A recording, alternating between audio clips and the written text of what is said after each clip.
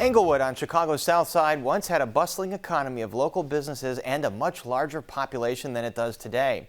But despite the neighborhood's challenges over the decades, it's host to an array of people and organizations working from within to make sure the community has what it needs to thrive. As part of our Chicago Tonight in Your Neighborhood series, reporter Nick Blumberg and producer Acacia Hernandez spent the day in Englewood, and Nick joins us now from the recently opened Go Green Community Fresh Market. Nick. Paris, that's right. This market is the passion project of several local organizations. We'll talk with one of them in just a little bit about bringing access to healthy food to a neighborhood that hasn't always easily gotten to it.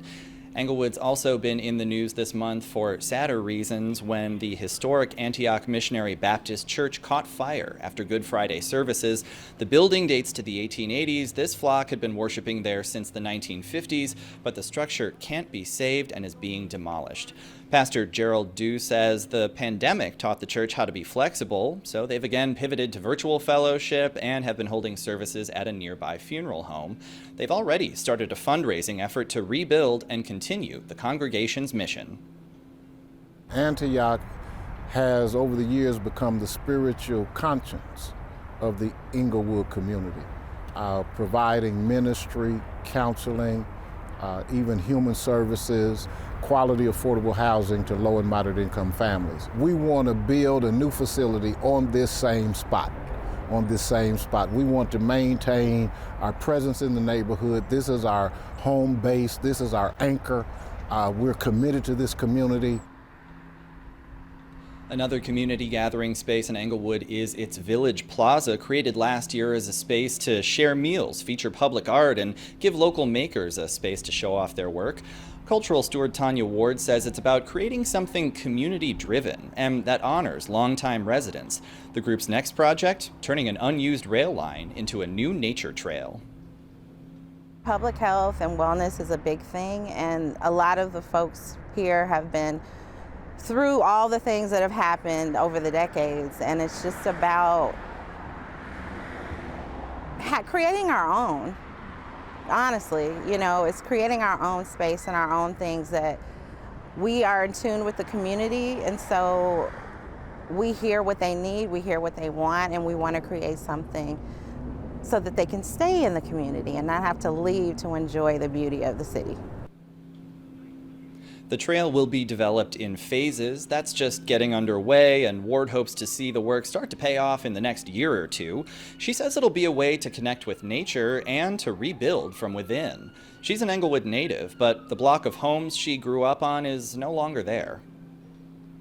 They used to have houses on tree-lined streets, and so we were erased, and I can't live in my community even if I wanted to right now. So for us, it's about building from within, building the beauty. We don't have to wait for someone else to come along to, beautify us.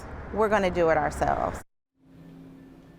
For many groups working in Englewood, helping to improve the neighborhood means working with its youngest residents to provide them opportunities, including ones that can help prevent the kind of violence many Chicago communities face, especially in the warmer weather. Shelley Rashad leads the group Imagine Englewood If, which offers after-school enrichment, summer programs, and much more at a cluster of buildings and outdoor spaces. She started as a program participant after her friend was killed in a drive-by shooting in high school. She credits the group with giving her a place she felt welcomed and where she could learn about her community's history and become empowered to make things better. The mission of Imagine Englewood If is to strengthen and empower the greater Englewood community by teaching local youth and their families healthy living, environmental awareness, and positive communication skills. We are what we need, right? However, collaboration with each other amongst our community organizations, but also with our elected officials, law enforcement, all of that is really important because the work that we are doing and the challenges that we are facing, they're multi-layered, right? We all need skin in the game.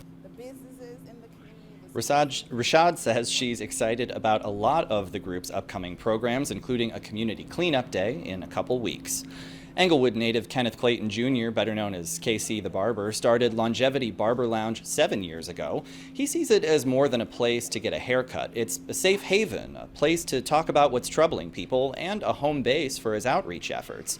Clayton's hoping to restart a monthly pre-COVID program at a local library where young people came in, read a book, and got a free haircut. He also sees young people as key to the community's future and hopes to start a barber college. When I was younger, I had a lot of mentors, so I wanted to basically take that torch and be a mentor as well. You teach a child how to fish, they'll never go hungry, you know. It's only 9 months. Once they get their barber license, if they ever come through a financial crisis, they could still be able to feed themselves as well as their family. We'll have more from Englewood coming up later on in the program, including a conversation with one of the area's alder people, as well as one of the groups behind this new fresh market. But for now, back to you in the studio. All right, Nick, thanks very much, and we'll look forward to that.